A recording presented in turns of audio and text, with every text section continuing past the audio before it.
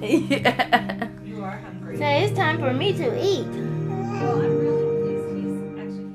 It's been a long road for Melinda Marcum and her young son DeMichael. She started taking opioids in 2012 after her daughter was diagnosed with cancer. The pain pills progressed to heroin. Eventually, Melinda stopped, but then started again after the death of her daughter at the age of 5. It was like the worst it had ever been. I didn't realize I was pregnant until March. So from December until March, I was using. Melinda eventually went into detox, where she was given buprenorphine, an opioid medication used to treat opioid addiction.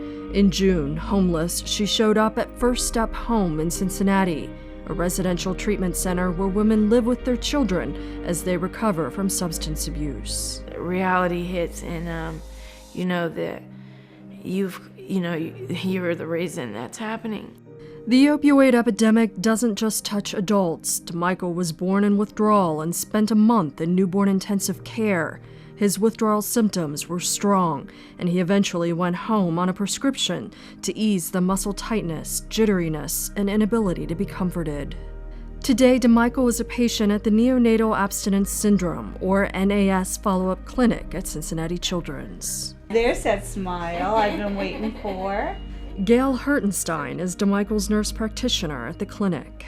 Melinda keeps all of her appointments. We keep close tabs on him. He is meeting his developmental milestones, and he's doing great. He's doing great. The NAS clinic provides developmental screening, occupational and physical therapy, and education about nutrition and feeding.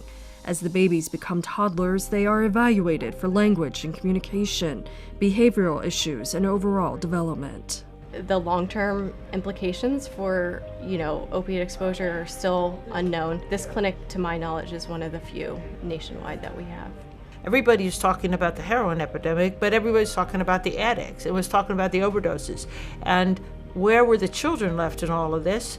And if we don't address the children, then this is just going to go on.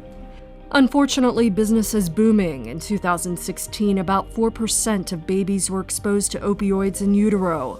When a baby needs treatment for withdrawal, the average length of stay in newborn intensive care is 16 to 18 days, and nationally, the average cost is $66,000. Parental addiction is a very disruptive situation, and a child should not have to suffer because of that.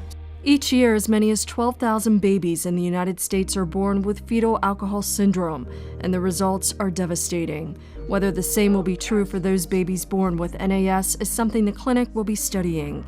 In the meantime, the clinic is doing its best to get families help as early as possible. Today is the 3rd. I had my son on the 3rd. I got clean on the 3rd. I am 8 months clean today. It works. It really does work, and it's such a better way of living.